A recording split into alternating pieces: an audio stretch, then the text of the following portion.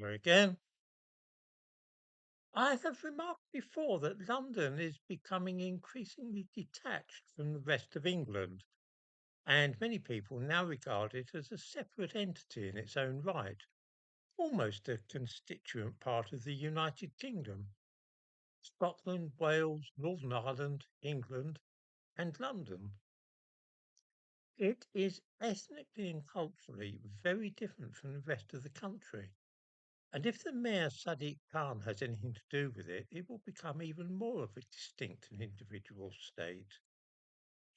Let's face it, English people are a minority in the capital these days, and this means that most of the people in the city do not feel any strong connection with England.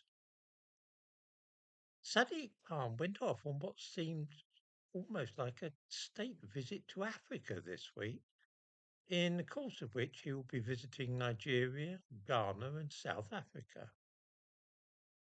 The trip is officially described in the handout from the London Authority, to which I give a link in the description to this video, as a trade mission.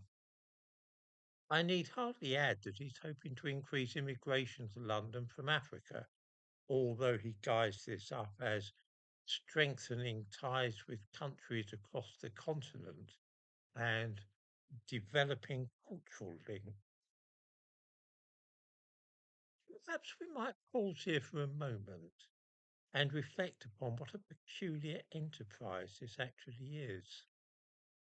The handout tells us that, and I quote, Sadiq is the first mayor of London to lead a trade mission to Africa. Well, I wonder if anybody can imagine Ken Livingstone flying off to Africa in this way, try and strengthen connections between that the capital and Africa. What about Boris Johnson? Of course not. The idea would have been quite fantastic. And it says something about the changes in London over which Sadiq Khan, whom many regard as a toxic dwarf, has presided.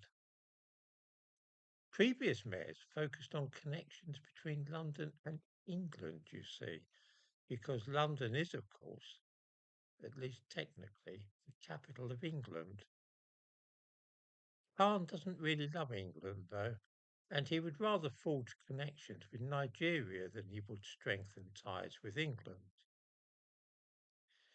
English people who have not been to London for a few years are invariably shocked and dismayed by what they find there. What they find is that it's like visiting a foreign country and they feel like outsiders. I have not known anybody from England who visited London in the last year or so who was not shocked at how the place had changed and also was not heartily glad to leave it again.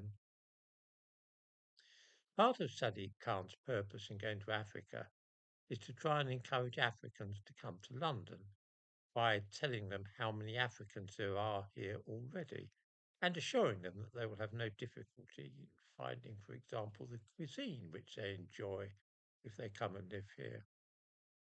True, one can no longer buy bushmeat in Hackney's Ridley Road Market, although I can certainly remember a time when it was possible to buy a haunch of chimpanzee there. But there are certainly many African restaurants to be found these days in London.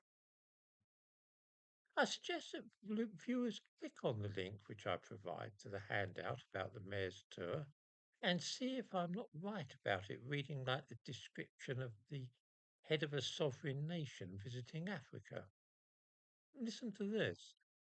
The bilateral trade relationship between Africa and London has shown consistent growth over recent years despite global challenges.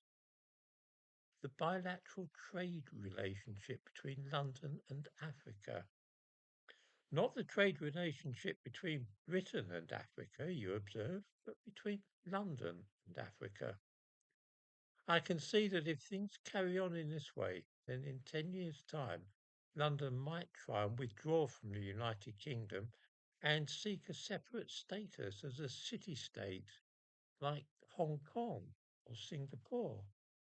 Does anybody doubt that this could be on the cards if things carry on down this road much longer?